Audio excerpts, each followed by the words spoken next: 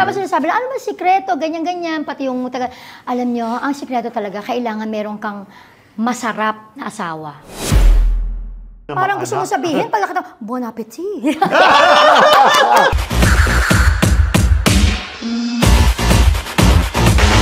Grabe talaga yung relasyon nyo ni Christopher, no? Ay, thank you, kuya. Major. Ay, isa ka rin naman sa... No, but if alam, ever, enabler talaga. Di alam. If ever pa, parang hindi ka nagsisi na siya lang talaga yung natikman mo. Alam mo, pag tinatanong nga nila ako, uy, kasi, natutuwa naman ako kasi marami nakaka-appreciate nung how I look now, ganyan. And sabi how nila, you look now, pinangalagaan mo talaga. Hindi, tapos sinasabi lang, ano ba sikreto, ganyan-ganyan, pati yung taga, alam nyo, ang sikreto talaga, kailangan meron kang masarap na asawa. Hindi, ayun! Sana hindi pa tapos. Kasi ang ibig sabihin ng masarap magluto, masarap mag-asikaso, di ba? At higit sa lahat, masarap magmahal. Kaya in short, masarap. Pero kayo ni Christopher, nagjowa muna kayo, di ba? Bago kayo ginawang love team. Hindi kami love team talaga. Alam mo ba, originally, si Mara at si Aries, sila ang pinagpa-partner noon sa Mara Clara. Kaya lang itong Christopher talaga, alam mo hindi talaga siya showbiz eh. Yung... Na magkaiba pa kayo ng religion noon. Opo. Pero talagang noon, sila yung unang pinag-prepare. Pero nangyari, itong Juday, parang naging tulay pa. Sa totoong buhay, uy, alam mo, crush ka ni Aries. Siyempre, bata-bata pa kami. Ako naman, ayokong bata. Ano pala gagawa kami bata? Sabi, ang bata, diba? Kasi, 2 years younger si Christopher. Di ba lalo na imagine mo, naabutan ko pa na dumating sa set yan. Dumating sa set malong. Kasi bagong, Talaga? Kasi ano ba siya, 11 lang ba siya noon? Or 12, ganun. Tapos ako, yun, siguro 13, 14, ganyan. So, syempre, tingin ko sa kanya, bata. So you never liked him? Or hindi at first hindi ako nagka-crush sa kanya no at first kasi nga nababataan ako. Imagine naman sila nga ni Paolo Contis, parang naglalaro pa lang sila noon, di ba? Pero matagal kasi yung Mara Clara, ilang taon eh. 5 years. Na-develop na. Kasi doon na kami nagdibo ni Judy Ann, di ba? Correct. Tsaka syempre, nag-evolve din yung ni Christopher, tapos nakita ko naman yung sincere intention niya. Tsaka very siya sa parents ko rin, very open. Pero virgin wife, di ba? Yes. Pero Glads, wala kang man naisip noon na sana siya ang naging boyfriend ko kung wala si Christopher. Na hindi kaya ko lagi sinasabi to Kuya Gorgs, too good to be true. Nung nung bago ko pa sinagot si Christopher, parang I knew then na ito yung makakatuluyan ko. Talaga. Tapos hanggang sa dahil yun yung tingin ko, kaya nga sabi ko, ba't ganun? Too good to be true? Talagang one time, big time lang. Big time talaga. Tapos pinagkaloob naman yung aking answered prayer na talagang kami yung... Kasi sa trabaho namin, napakahirap sa totoo. Pero kasi nga, naman talaga, totoo naman talaga, di ba? Literally and figuratively, masarap si Christy. One time, big time. Kasi French, di ba? Pag tinatanong siya, ducks ba si... Ay! Siyempre, hindi mo ma-compare, di ba? Tanong na rin yun. Ayun na nga, di ba? So, Diyos ko, wala naman masama. Asawa ko naman yun, di ba? Ngayon. So, i-claim ko na talaga. Nasatisfied ka. Ika nga, parang gusto mo sabihin, pagkakataon, bon appetit.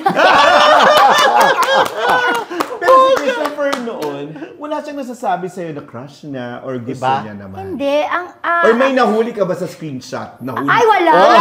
Wala ba screenshot noon? Beeper. Hindi, pero to be fair with Christopher, wala, siya parang, ang lang nun, more on mabarkada siya, ganyan. Okay. Pero yung sa babae, wala. Pero meron ka bang nahuli na pumoporma or tinatry mag-moves, the moves sa kanya? Hindi, parang crush din siya. Sino? Sino?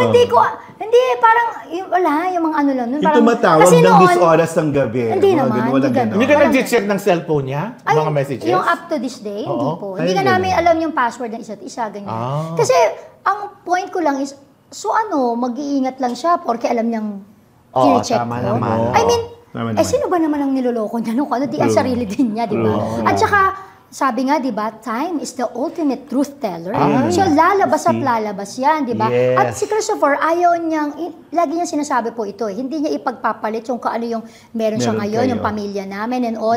Dun sa ika nga, sandaling kung kaligayahan mo matatawag yun, o sabi, ang term niya, kapirasong laman. Yung gano'n. Pero sa'yo, meron bang ibang humarot? Maganda. Maganda. Na mas bata. Una, nagtitakot lang nila sa akin.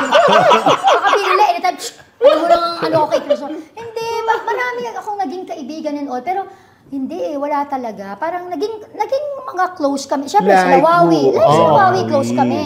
Dahil siyempre po... Nag-attempt si Wawi sa yung ligawan ka? Ay, hindi. Never. Kay Juday siya talaga. Si Juday, talaga. Sino pa? Tsaka diba, I think open book naman, naging sila talaga, diba? Alam naman nila yun. Sino pa? Piolo? Hindi kami masyado. Si Piolo, nakasama rin siya sa book 2 ng Mara Clara. Yes, pero hindi kami yung naging masyado. Alam mo, super naging close din namin noon, sila Rico. Kasi si Rico is with us sa Saan Ka Man Naroroon with Claudine.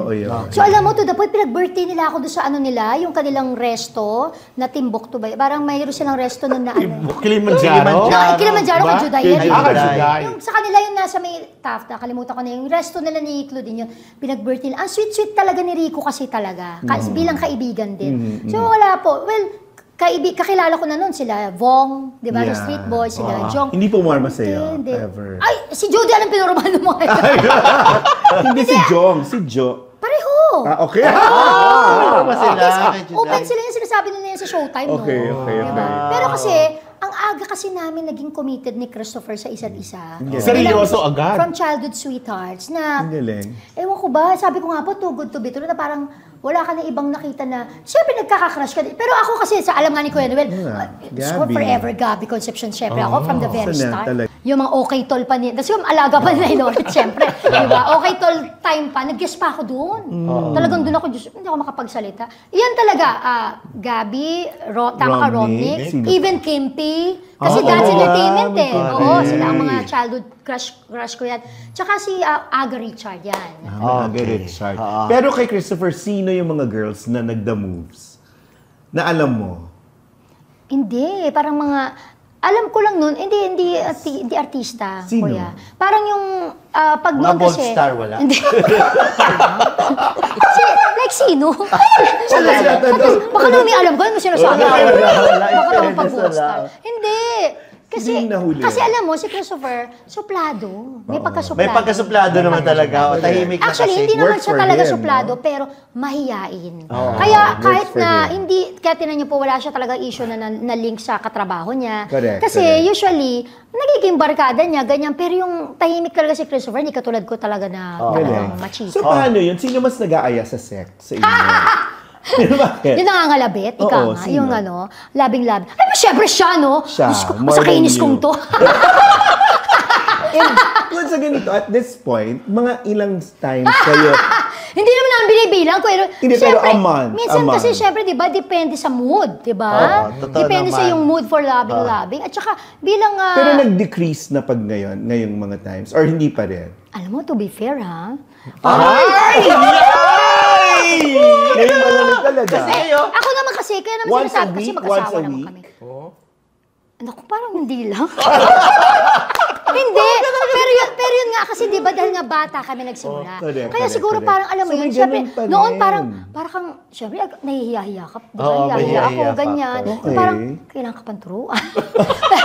Pero ito, parang may mga sarili ka, di ba? May sarili kang di ba? The moves. Kulang yung once a week. So parang twice? So very intimate. Kami ni Christopher kasi, yung intimacy namin, syempre hindi naman namin nabibilang yun. Hindi namin nalalaman kung ano. Sabi ko, maybe it's more than once a week or ano. Sabi nga nila, as you age, parang nagde-decrease. Pero ito parang mas lalo kong nararamdaman na parang mas lalo akong mahal na asawa ko. Ito naman to be fair talaga sa kanya. Galing. Tsaka yung hindi lang mahal na emotionally, yung pinaparamdam niya sa akin na I am desirable, I am words, physically, actions, gifts. Alam mo kahit hanggang ngayon, nagme-message kami, halimbawa sabihin niya, maganda. Bebe, ang ganda mo dito, ganyan, ang ganda mo dito sa na to. Importante yun, yung kino-compliment nyo pa rin ang isa't isa. Kahit mag-asawa ka. We've been together for 31 years, including our boyfriend and girlfriend relationship. Pero, di ba yung iba, maririnig mo, wala na sa amin yun, di ba? Hindi na nga kami nag-date kasi matagal. Hindi dapat nawawala yung intimacy. So nag-date. Nakita ko nga meron kayong date na kayo lang. Yes po, kuya. Parang mas na-enjoy lang mga staycation sa hotel, mga ganyan. Kasi syempre, di ba, iba yung, naiiba din yung environment ninyo. Madalas kayo nagsistaycation, di ba, Kuya Gor? So, bawat staycation talaga may bonggang performance doon. Dapat may remembrance. Hindi, pero kayo, kahit ganyan, pero okay na kayo sa 4 yung anak. Ay, oo naman. Kota kinabalo na, ikaw nga. Kaya wala na talaga. Kung kasi yaman ba kami ni Pacquiao, baka pwede mo. Hindi ka nagpa-freeze ng eggs? Ay, Diyos ko, hindi po. Hindi kailangan. Kailangan pa ba yun? Hindi, tsaka bawal. Bukod sa bawal, hindi na kailangan yun. Kasi, nakita nyo naman, di ba? Oo naman, napaka-healthy na. Tsaka yung kung ano nga yung gusto namin, like before, gusto namin, take to 2 years, di ba? Hanggang, yung mga anak namin. Inayos nyo yun? Opo, nakaano talaga, planado. Kasi sabi nga namin, hindi lang kami dapat ready physically, di ba? Emotionally, dapat financially, syempre, importante. So, hindi mo na na-imagine na magkakaroon pa ng another? Magbe-breastfeed na naman ako. Hindi lahat ng anak ko, breastfed yun for 2 years. And yung bunso ko, 3 years pa nga. So, yung sa akin po, yung quality na naibigay kong pag-aalaga mula panganay, I see to it hanggang bunso na bigay ko yun. Kaya ang hirap na at this point, I'm 47. Diyos ko. Parang, ito na, si Christopher din, ang gusto niya, mas ma-enjoy na namin together yung pag-date, pagbabiyahe, kahit kaming dalawa lang. Ganun. But with your kids, do you require that? Kung magka-relasyon, may relasyon na ba sila?